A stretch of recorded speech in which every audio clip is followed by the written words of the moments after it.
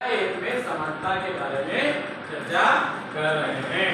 तो समानता हमारे संविधान के अंतर्गत जो मौलिक अधिकार दिए गए हैं उसमें से समानता का अधिकार हमें दिया गया है। उसमें हम देखेंगे समानता का अधिकार जो है उसको लागू किस तरह से करेंगे, तो वह कानून के द्वारा लागू होगा या दूसरे प्रकार में सरकार की योजनाओं द्वारा सुविधाहीन समाज की मदद करके। जो समाज में निर्धन वर्ग के हैं, कमजोर वर्ग हैं, आर्थिक रूप से उनकी सरकार मदद करती है। उसी के अंतर्गत हमारे पाठ्यक्रम में यहाँ पर मध्याह्न भोजन व्यवस्था का वर्णन किया गया है। मध्याह्न भोजन यह योजना भारत में सर्वप्रथम तमिलनाडु राज्य से प्रारंभ की गई। बच्चों को पता है आपको तमिलनाडु राज्य तो दक्षिण के क्षेत्र में है, तो वहां से यह योजना सन 2001 में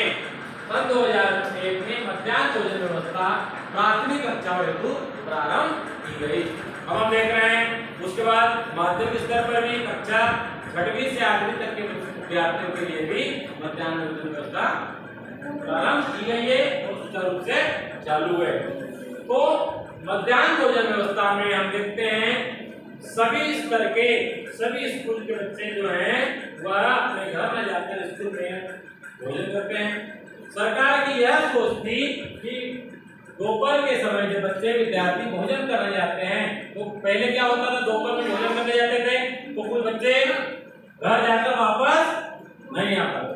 तो यहाँ पर हम ध्यान देंगे तो इससे बच्चे जो है स्कूल में भोजन करेंगे और अपना अध्यापन कार्य करेंगे। इस तरह हम देखेंगे बहुत अच्छी है। तो विद्यार्थी यहाँ पर 3 प्रश्न निकल के आते हैं, आपको गृह कार्यक्रम पे करना है।